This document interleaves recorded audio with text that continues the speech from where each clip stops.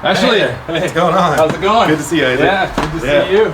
You ready for this? You ready for us? I think I am, yeah. So linear drain at the entrance. Yeah, the linear drain has caused us headaches from them. The house is about 8 years old now, and it's been an issue since day one with overflowing, overrunning, can't handle that, clogging because of the basket in it. Visually, it looks cool because you're like, oh, it's right there, you know, I can walk in. But all of the water coming towards the entrance where it could spill out just is bad design. Yeah. And it looks like you got some water damage happening here. So once you pull the drain grate off there, you'll be able to see like why it's flowing out. Hair catcher has been out of there since the first 2 months of living here. When it got full of hair, it would overflow and you wouldn't know it because it's got a grate on it until you see it out in the floor. Yeah. And then because it has 2 shower heads, when you turn the second shower head on, it'll overrun the grate. The owner is the one that built the house, had somebody do tile for him. He's not sure how it was done, but based on the failures we're having and the things that are just not as they should be, we're all suspecting that maybe even some of the waterproofing behind it is not up to par, up to modern standards and stuff. So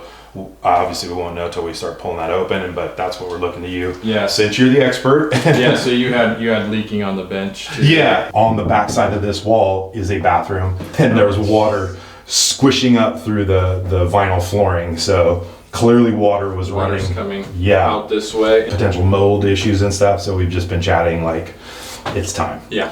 All right. So first thing I'm going to do here is pull this grate. I don't know who the manufacturer of this grate is or what type it is. It's going to be interesting once we get this flange going. But yeah, these designs are just terrible to have all of the water flow coming towards the entrance.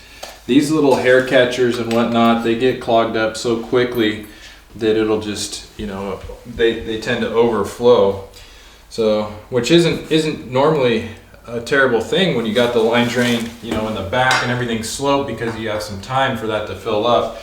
And then also water volume, you know, in an ideal world, the water would hit these little slots in the grate and go down. But you can see, even with this grate, you know, if water were to come right here, you can see how easily it could just travel on the top of the grate and escape the holes and get over. So I always, if people bring this idea to me, I say, no, don't do it. It's a bad idea. And this is the result of what will happen if you do this. So I'm gonna get into this. First I wanna check out what's going on under this bench. He already started to remove the caulking and stuff in here and had this pried up. So where's my bar?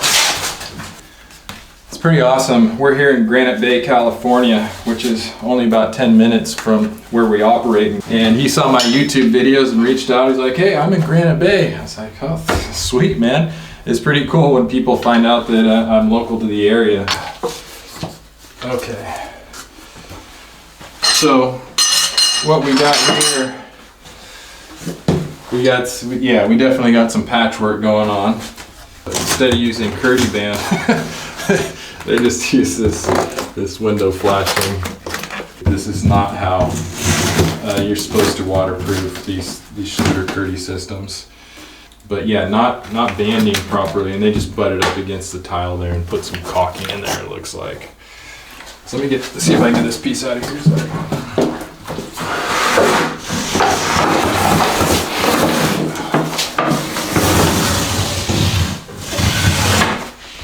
Okay. All right. Thanks, Ashley. There we go, the big dog. This should do the trick.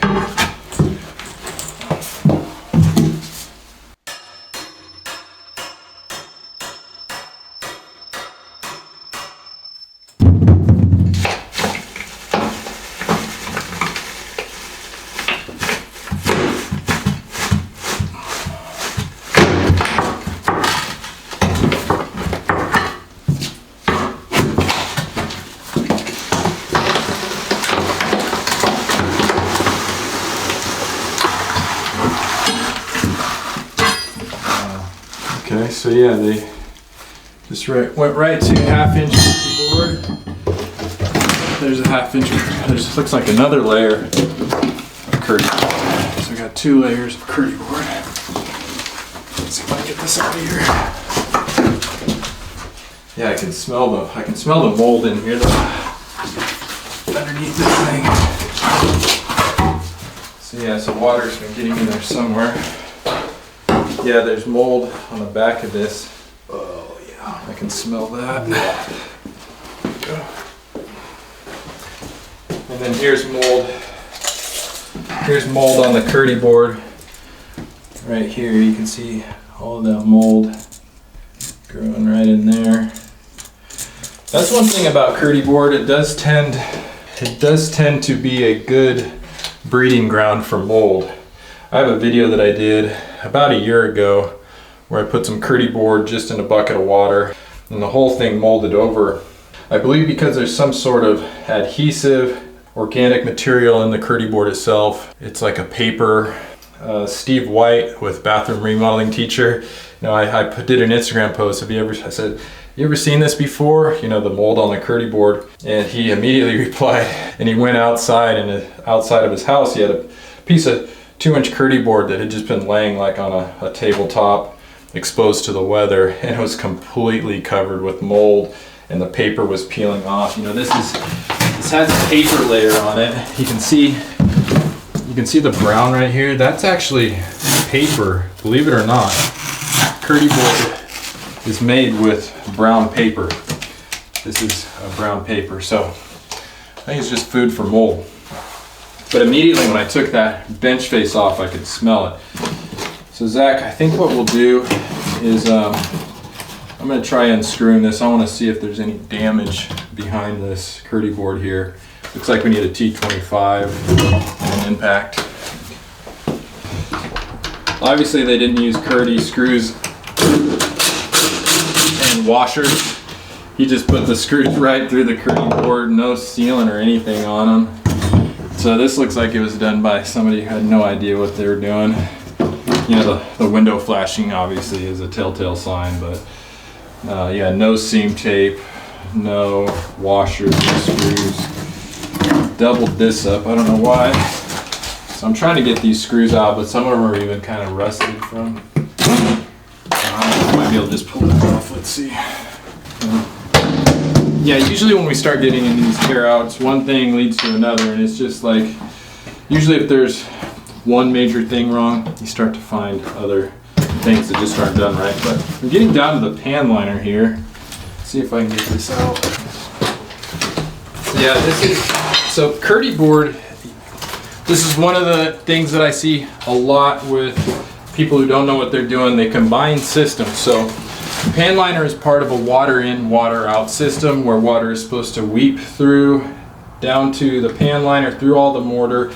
Typically you have about 1.5 inches of mortar, and you can see right here that mortar bed is sitting on top of the pan liner.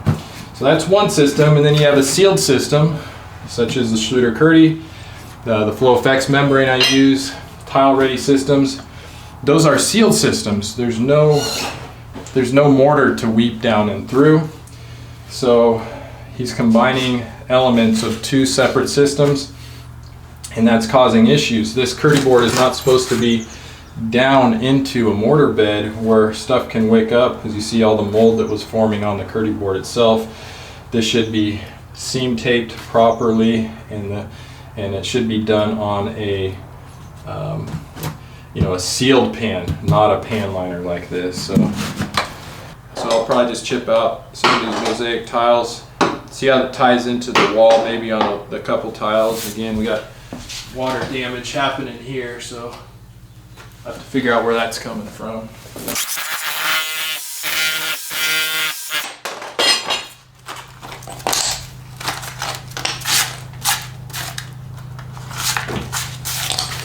Is that a piece of LVT, dude? What the fuck is that? It looks like a piece of LVT.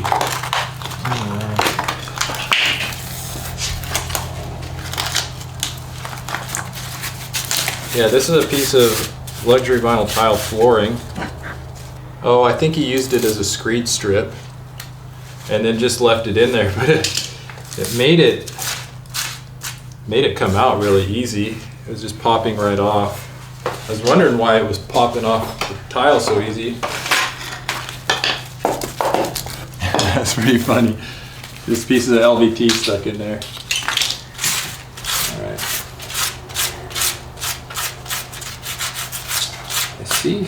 I see something pink in here. I don't know if that's Redgard remnants. Can you see that, Zach? Yeah. There's something pink in there. A lot of times when I see Redgard on a job, that's a sign that it's gonna be a hack job too. Okay, so the pan liner should be under here somewhere.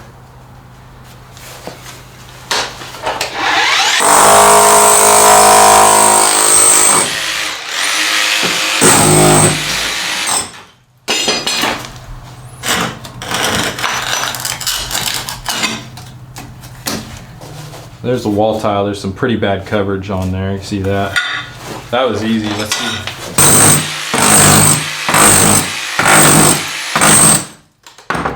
I have another battery right there, Zach. Right in that bucket.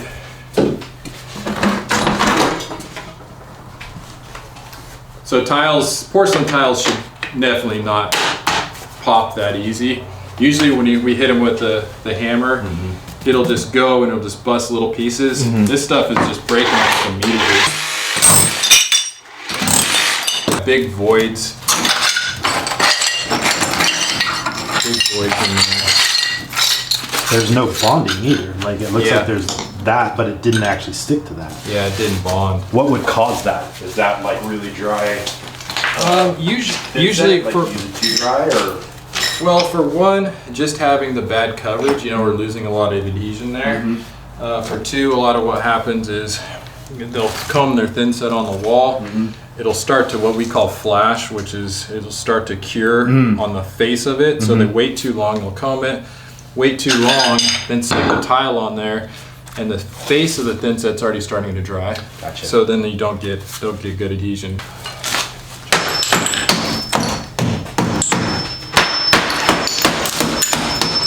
So waterproofing for a curbless shower is supposed to come out 12 inches past the threshold. So that's one of the things that needs to be done. And there's currently no TCNA approved method to use a pan liner with a curbless shower. So if you have a curbless shower and your installer is putting in a pan liner, he's doing it wrong. You have to switch over to one of the sealed systems, either Tile Redi, Schluter, Flow Effects, a bonded sealed system. That's the only way you can do it and have a TCNA approval. You cannot do a pan liner curbless because you would have to come out with a pan liner 12 inches, and then how would you, there's no way to tie it to the subfloor to make it all work. Looks like he did bring the pan liner outside of the shower. See, there's pan liner right there. And it looks like it ends right in here. So yeah, so there's pan liner, and then it just stops here. So again, TCNA would be 12 inches. And so as you can see, water, this is all wet underneath here. All this mortar is damp. And what it's doing is it's probably just wicking up the walls and out right here.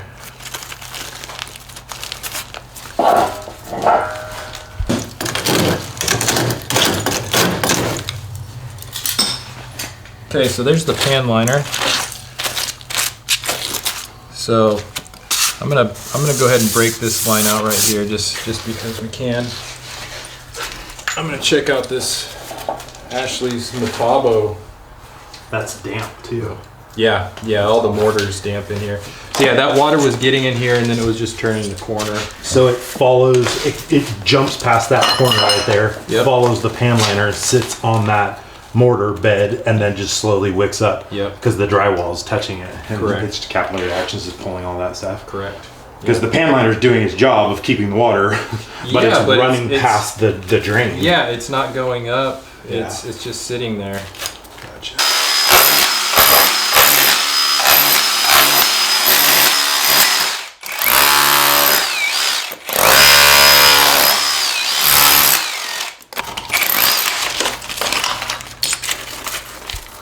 So yeah, there's saturated mortar bed. You see the standing water on there still. What I want to show is how this pan liner termination is incorrect. Or dry. Yeah, so there's no approved system of doing a pan liner on a curbless shower. Okay. No approved system. Yeah. Not the manufacturer doesn't recommend it. TCNA doesn't have a specification for it. So, and I'll explain that here in a second. Okay, can we get the vacuum going in here?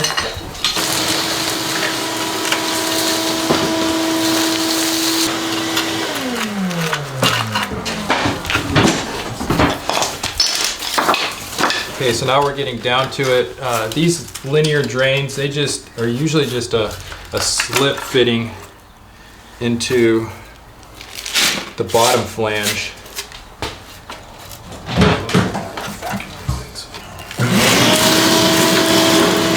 Also, this is another important note, there's no weep hole protection. So these systems are designed, you can see how all of this mortar is wet. All of this mortar bed is wet, and this hasn't been used in a while, right? Correct. This hasn't been used in probably a month. Yeah, so it hasn't been used in a month. It's still saturated. I could still smell water and stuff just sitting in there. These drains are, since they're not topically sealed, since they're designed to let water come down to the pan liner, it needs a route to escape. And these 8 little holes, those are weep holes that are supposed to be left free so that water, when it gets here, it can travel down and out. And these are plugged up with mortar. There's no gravel around it. So any water that got in here was just stagnant and it couldn't get out. And with this pan liner cut here, again, this is why we don't have any recommended pan liner curbless showers, is because there's no way to tie this pan liner. See how much water has gotten under that pan liner over time. You get all these mineral salts.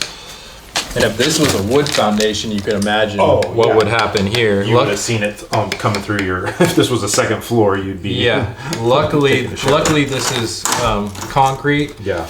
But still, so the water was coming out here, and that's why it was coming around this corner and causing all this damage out here. On a wood subfloor, you'd be looking at this on one. top of a massive repair of pulling out. I mean, that water on plywood would just be going every direction. Yes. You'd probably have to replace multiple sheets of plywood. Yep, it would rot the whole thing out. Yeah. So luckily, this was on a slab, so the water going up and over the pan liner here wasn't that big of a deal. But And while there's mold and wetness there, that wood under there would have allowed mold growth at an even really rapid rate. Oh, yeah. Like, awful. yeah, oh yeah, we've seen it. I'll put some videos in the description. What happens when you get leaks like this over wood? It basically just turns to mush. It's like soil basically. It's just gone. It's the mold and the fungus just disintegrates the wood.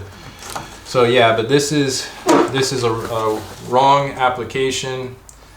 You can see how the guy has probably done pan liners in the past and probably been successful with them. But yeah, there was just no good way to lap everything. Looks like he used some sort of. So here's a corner. Can I get the vacuum one more time there? So yeah, he put this kind of hokey corner in here, and it looks like he used maybe some of that window flashing to just try to seam this seam together, or some kind of just black caulking. But these pieces are supposed to be put together with a the X15 pan liner adhesive that Wedi recommends, and it'll cement the pan liner together. But you should not be able to pull it apart like that. No, it would be welded in place. Exactly. Like it's coming out as a unit at that point. Yeah, so that's another thing that was done wrong. But overall, yeah, I think the installer just got in over his head with this design. It was a bad design from the beginning. To put the line drain here, the line drain should be put as far away from the entrance as you can. So if this we'd back had a wall standard or drain the- in the middle with those weep holes protected, we probably wouldn't even be looking at this issue right Well, now. Ish. he still can't do curbless no matter what, because Gotcha. it's still the water still would have made it up and over Okay. this. Even if that drain is way far out in the middle, Correct. they do not recommend. Because the mortar gets saturated, it's still It's just going to gonna go. escape. Yeah. And if it's touching this mortar, then it's going to start pulling it Yeah. into all. So I guess that would be a couple takeaways from this to help you guys out there watching the video.